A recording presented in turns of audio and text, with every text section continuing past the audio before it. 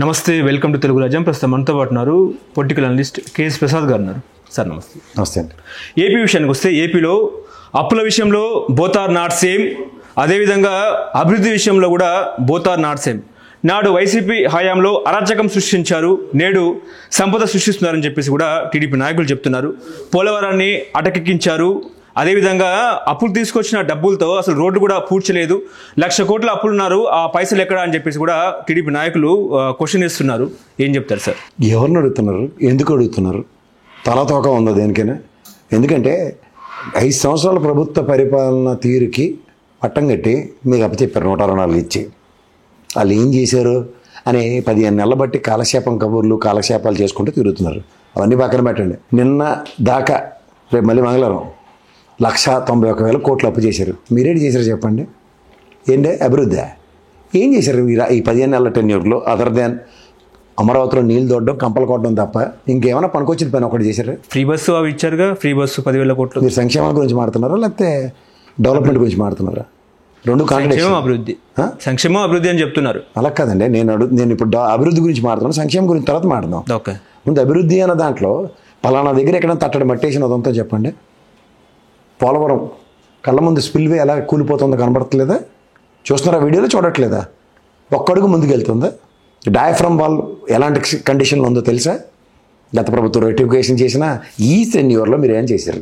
Visakha railway zone very good, railway zone పేరుకి announce చేశారు. కేకే లేని రైల్వే జోన్ దేనికి కేకే లేని రైల్వే జోన్ తీసుకొచ్చి పేరుకి రైల్వే జోన్ తీసుకొచ్చామన్నారు. వైజాగ్ స్టీల్ ప్లాంట్ ఏం చెప్పారు? అధికారంలోకి వచ్చారు, ఏం చేశారు?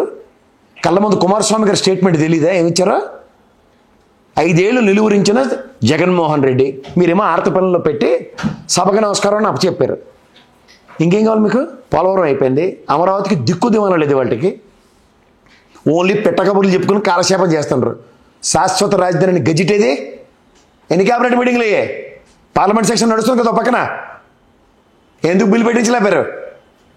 ఇవేవీ మాట్లాడకుండా పైపైన జీవితాంతం జగన్మోహన్ రెడ్డి మీద ఏడుచుకొని అలో లక్ష్మణాన్ని పడేడుద్దాం అని కూర్చుంటే కాలక్షేపం చేయండి, ఏం పర్లే. 15 నెలలు అదే కాలక్షేపం చేశారు, కంటిన్యూ అయిపోయింది ఇంకా మిగిలిన 3.5 సంవత్సరాలు కూడా.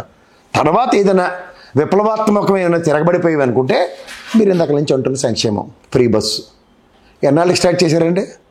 సంవత్సరం తర్వాత స్టార్ట్ చేశారు. దానికి ఫస్ట్ పెట్టిన కండిషన్లు ఏంటి? ఇప్పుడు తిరుపతి ఘాటు మీదకి వెళ్ళొచ్చు, శ్రీశైలం ఘాటు మీదకి వెళ్ళొచ్చు. ఎవరు కాదన్నారు? వెళ్ళొచ్చు, వెరీ గుడ్. దీనికోసం ముందు వీరు చెప్పిన పెట్టకథలకి దీనికి ఏమైనా అలైన్మెంట్ ఉందా? అమ్మ ఒడికి ధీటుగా తల్లికి 100, ఇంటిల్లి 10 పిల్లలకి ఇస్తున్నారు. 13,500 కోట్లు బడ్జెట్. ఎంత ఇచ్చారు? ముక్కుతూ ములుగుతూ 8,000 కోట్లు ఇచ్చారు. మిగిలిన 5,500 కోట్లు డెఫిసిట్ ఎవరు భరిస్తారు? అది దానివల్ల ఆ సంక్షేమం మీరు చెప్పిన పథకం శాశ్వతంగా జరిగిందా? ఇంకోటి ఏంటంటే రైతులకి 20,000 ఇస్తున్నారు.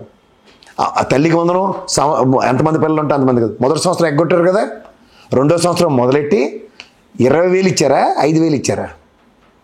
మీరు జర్నలిస్టే కదా సార్, చెప్పండి. 5,000 ఇచ్చి 20,000 ఇవ్వాలి దగ్గర ఒక సంవత్సరం ఎగ్గొట్టి ఇంకా 15,000 కోసి పెట్టి కేంద్ర ప్రభుత్వం ఇచ్చిన కనీసం 3 విడతలుగా ఇచ్చిన 6,000 రూపాయలు కూడా ఇవ్వకుండా ఇవి మీరు సంక్షేమానికి చెప్తున్నారు. ఇంకా మిగిలిన ఏమన్నాయి సార్? మీరు చెప్పిన నిరుద్యోగ భృతి ఈ రోజుకి ఇచ్చారా? పోనీ పెన్షన్లు పెంచారు, ఎంతమందికి తగ్గిస్తున్నారో చూసాం. వికలాంగులు రోడ్డు మీద ఎలాంటి మానసిక మనోవేదనను అనుభవిస్తున్నారో కళ్ళ ముందు చూస్తున్నాం. మీరు చెప్పిన సంక్షేమ పథకాలకి ధీటుగా ఇంకో 6 అని చెప్పిన దగ్గర మొదటిదానికి దిక్కులే కరదానికి కళ్యాణం అన్న పరిస్థితికి తీసుకొచ్చారు. పింఛన్ల విషయంలో వైసీపీ ఫేక్ ప్రచారం చేస్తుంది. ఎక్కడ కూడా 4 లక్షల మందికి మేము పింఛన్లు ఎక్కడ తగ్గించలేదని చెప్పి మాట్లాడుతున్నారు. సరే సార్, ఫేక్ ప్రచారమే. పెన్షన్లు ఒకటి ఇస్తున్నారు, 4,000 రూపాయలు పెంచింది. మీ ఎక్స్‌చక్కర్కి లోడ్ ఎంత? 1,000 రూపీసే. 3,000 రూపాయలు అయితే జగన్మోహన్ రెడ్డి ప్రభుత్వంలో ముక్కుతో ములుగుతూ చేసుకుని వచ్చాడు కదా ఆయన. ఈ 1,000 రూపాయలు పెంచేదానికి ఎక్సెస్ బడ్జెట్ మీరు ఎక్కడి నుంచి తీసుకొచ్చేస్తారో చెప్పమంటే ఇప్పటికి చెప్పరు. సంపద సృష్టిస్తామని చెవులో గూడు కట్టి సాలిపురుగు అల్లినట్టు అల్లి పెట్టకథలు చెప్పారు. ఏ ప్రాస్పెక్ట్లో ఇవాళ స్టేట్ ఎక్స్‌చక్కర్కి 1 రూపాయి ఈ ప్రాస్పెక్ట్లో వచ్చిందని చూపించండి. ఇబ్బడముబ్బడిగా కరెంటు ఛార్జీలు, ఎప్పుడు రూపు ఛార్జీలు 22, 21, 22, 22, 23 ఛార్జీలు కూడా మన ఎత్తున కేసు బాధేస్తున్నారు. దగ్గర 18,500 కోట్లు. ఈ ప్రామాణికాల్లో మీరు ఒక అభివృద్ధి సంక్షేమం అన్న రెండింటి మీద 2 చక్రాలుగా నడవలసిన ఈ ప్రభుత్వంలో ఏం చేశారో వైట్ పేపర్ రిలీజ్ చేయగలరా? 191,000 కోట్లు అప్పు తీసుకొచ్చారు ఇప్పటికి కేంద్ర ప్రభుత్వం నుంచి. ఎఫ్ఆర్బిఎం లిమిట్లు అనండి, లేకపోతే వాట్ ఎవర్ కార్పొరేషన్స్ పనంగా పెట్టండి, లేకపోతే what ever you name it as. Okay, ఒక శ్వేతపత్రం ఇవ్వగలరా? సరే, జగన్మోహన్ రెడ్డి అప్పు చేశాడు. నేనే చెప్తున్నా, 1.5 సంవత్సరం బడ్జెట్ సంక్షేమ ఫలాల రూపంలో, అంటే సెంటున్నర భూమి 33 లక్షల మందితో కలిపి ఎక్స్చెక్కర్కి అనా పైసలతో లెక్క చెప్పచ్చు. మీరు చూపించండి ఒకటే. కాగ్ రిపోర్ట్ని బేస్ చేసుకుని మీరు జగన్మోహన్ రెడ్డి ప్రభుత్వం మీద ఆపాదించిన ఏ అభాండాలనైనా కాగ్ రిపోర్ట్ బేస్తో ఎవరితోనన్నా డిబేట్కి సిద్ధంగా ఉన్నారా? లిక్కర్ స్కామ్ ఈ రోజుకి కొండంత అవుతూనే ఉన్నారు.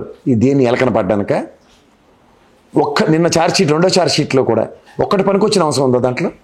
మీరు ఏ స్కామ్ అయినా మాట్లాడదాం, వాళ్ళు చెప్పిన అభియోగాల్లో ఆడుదాం ఆంధ్ర, ఆ రోజా మీద పడేయడానికి తప్ప ఇంకా దేనికైనా ఉపయోగపడుతుందా మీ పోస్కోల్ కబుర్లు?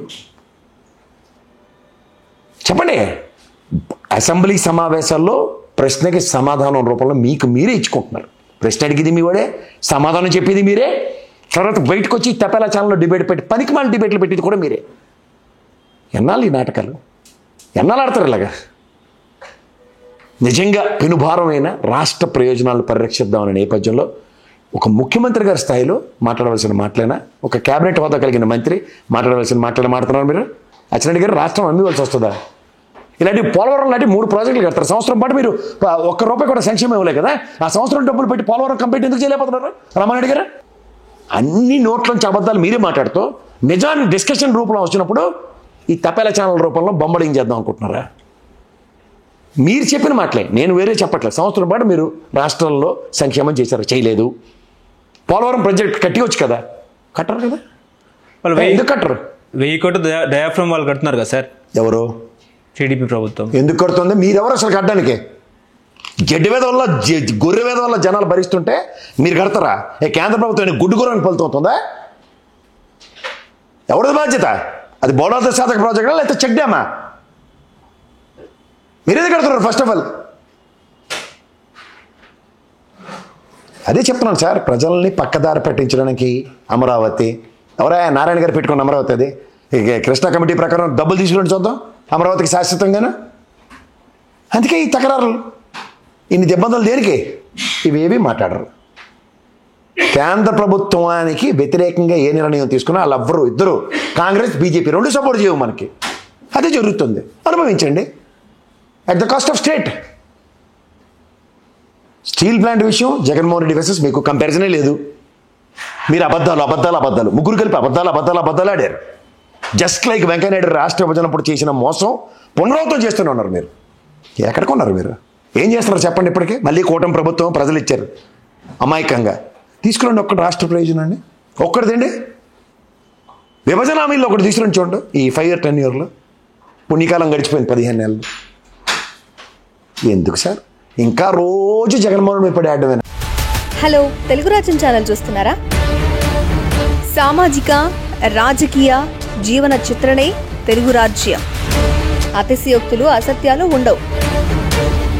రాజకీయ కోణం కాదు, ప్రజా కోణమే కొలబద్ద. తెలుగు రాజ్యం వీక్షణ మీ ఉత్తమ అభిరుచికి నిదర్శనం.